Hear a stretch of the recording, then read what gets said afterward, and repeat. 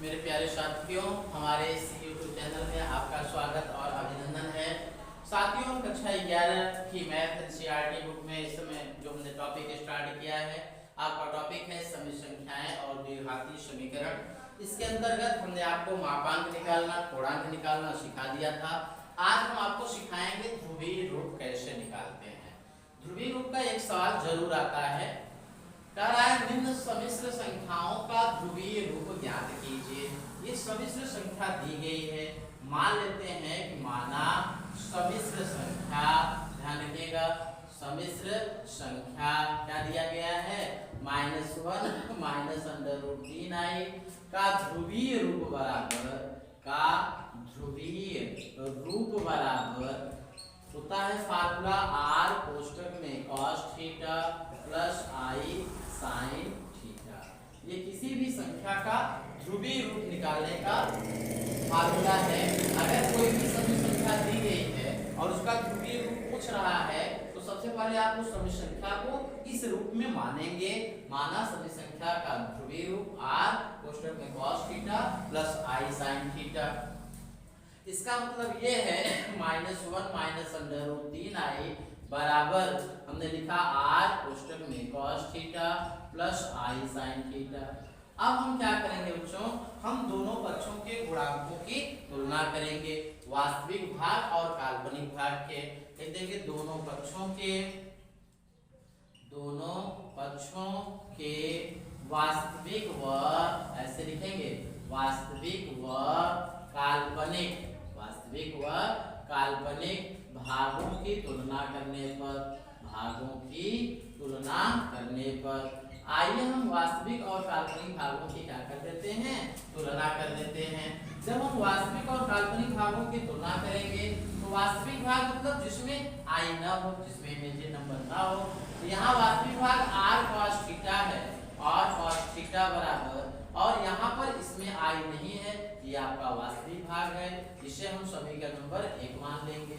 और काल्पनिक भाग r sin थीटा होगा, i का जो गुणांक है, i का गुणांक क्या है, r sin थीटा है, r sin थीटा बराबर यहाँ पर काल्पनिक भाग i का गुणांक -√3 है, जिसे हम समीकरण नंबर 2 मान लेंगे। इन दोनों समीकरणों को हम हल करेंगे, हल करके यहाँ से हम r और थीटा का मान निकालेंगे। जब r और थीटा का मान आ जाएगा तो यहाँ पर थीटा के स्थान पर थीटा का मान रख देंगे, r के स्थान पर r का मान रख देंगे, तो जो सभी संख्या दी गई है उसका ध्रुवीय रूप कहलाएगा। तो अब क्या करेंगे, समीकरण 1 और 2 का वर्ग करके जोड़ दीजिए, यहाँ से r की वैल्यू आ जाएगी। तो समीकरण 1 व 2 का वर्ग करके जोड़ने पर आइए समीकरण 1 और 2 का वर्ग करते हैं और जोड़ देते हैं। लेफ्ट में लेफ्ट जोड़ेंगे, राइट में right hand side, r cos theta का स्क्वायर हो जाएगा प्लस r sin थीटा का स्क्वायर हो जाएगा बराबर -1 का स्क्वायर प्लस -√3 का स्क्वायर होगा। हम जानते हैं ये हो जाएगा r square cos square theta हो जाएगा प्लस ये हो जाएगा r square sin square theta हो जाएगा बराबर -1 का वर्ग करेंगे तो 1 हो जाएगा प्लस माइनस का वर्ग करेंगे प्लस होगा, स्क्वायर से कड़ी गायब 3 हो जाएगा।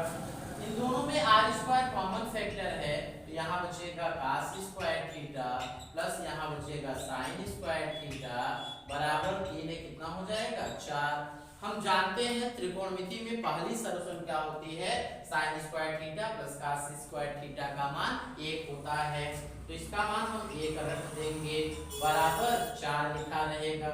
यहाँ से r का मान निकालेंगे, √4 हो जाएगा, स्क्वायर हटाएंगे रूट लग जाएगा, और 4 का वर्गमूल आता है बच्चों 2, कितना आता है 2।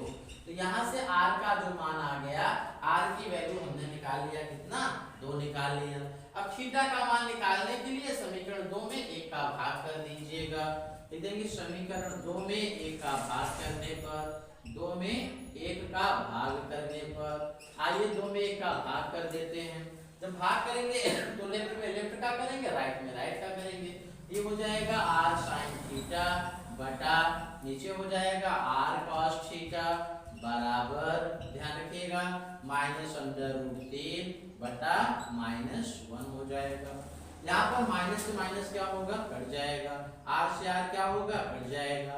आप जानते हैं कि sin थीटा बटा cos थीटा बराबर tan थीटा होता है, बराबर हो जाएगा √3 हो जाएगा। अब आपको देखना है कि √3 tan कितने अंश का मान होता है, तो आप जानते हैं कि √3 tan 60 अंश का मान होता है। तो यहाँ हम लिख देंगे tan 60 अंश लिख देंगे, या tan से tan छोड़ देंगे तो थीटा बराबर 60 अंश। 60 अंश को बच्चों रेडियन में π/3 कहा जाता है। अगर हम 60 अंश का मान रेडियन में निकालेंगे तो π/3 आता है, इसलिए थीटा का मान आपका आ गया π/3। जो मान रखेंगे थीटा का वो रेडियन में ही रखेंगे, इसलिए समिश्र संख्या निकाल लेंगे।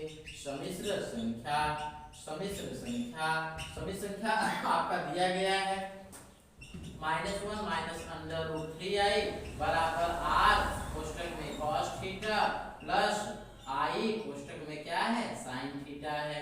यहाँ पर हो जाएगा -1 -√3i बराबर r का मान हमने कितना निकाला है, 2 निकाला है, तो r के स्थान पर हम 2 रख देंगे। cos थीटा का मान हमने π/3 निकाला है, प्लस i sin π/3 थीटा का मान रख देंगे। यही अभिष्ट हमारा क्या आ गया बच्चों, ध्रुवीय रूप आ गया। दी गई सभी संख्या का क्या आ गया, ध्रुवीय रूप आ गया। फिर से हम आपको एक बार रिपीट करते हैं, जो भी सभी संख्या दी रहेगी पहले उस सभी संख्या को आप अगर ध्रुवीय रूप निकालना है तो इस रूप में आपको मानना पड़ेगा, r कोष्टक में cos theta plus sin theta. जब हम इस रूप में मान लेंगे तो दोनों पक्षों के हम वास्तविक और काल्पनिक भागों की तुलना करेंगे। वास्तविक का मतलब रियल होता है, काल्पनिक का मतलब इमेजिन होता है। रियल का मतलब जिसमें i न दिया गया हो, तो यहाँ पर r cos थीटा है, यहाँ -1 है, तो r cos थीटा का मान -1 हो जाएगा। इमेजिन में चलेंगे तो r sin थीटा है और यहाँ -√3 है, तो r sin थीटा बराबर -√3 हो जाएगा। इन दोनों समीकरणों को हल करके आपको r का मान और थीटा का मान निकालना है। हमने दोनों का वर्ग करके जोड़ दिया, जोड़ करके हमने सॉल्व कर लिया, तो r का मान कितना आ गया, 2 आ गया। फिर हमने क्या किया, समीकरण 2 में 1 का भाग कर दिया। जब 2 में 1 का भाग कर देंगे r से r कट जाएगा, माइनस से माइनस कट जाएगा, sin बटा cos tan थीटा होगा, ये √3 होगा। √3 त्रिकोणमितीय सारणी में tan 60 अंश का मान होता है, tan छोड़ देंगे तो थीटा का मान 60 अंश होगा। 60 अंश को रेडियन में बदलने के लिए π/180 से गुणा कर दीजिएगा तो ये π/3 आ जाएगा। तो थीटा का मान आ गया, r का मान आ गया। समी संख्या का ध्रुवीय रूप निकाल लेंगे, इसी में हम मान को r और थीटा का मान हम रख देंगे। ये हमारे दी गई समी संख्या का अभिष्ट ध्रुवीय रूप है। दूसरा वाला पार्ट बच्चों आप अपने से लगाइएगा, इसका आंसर कमेंट बॉक्स में जरूर लिखिएगा, लाइक सब्सक्राइब कमेंट करिएगा। बहुत बहुत धन्यवाद।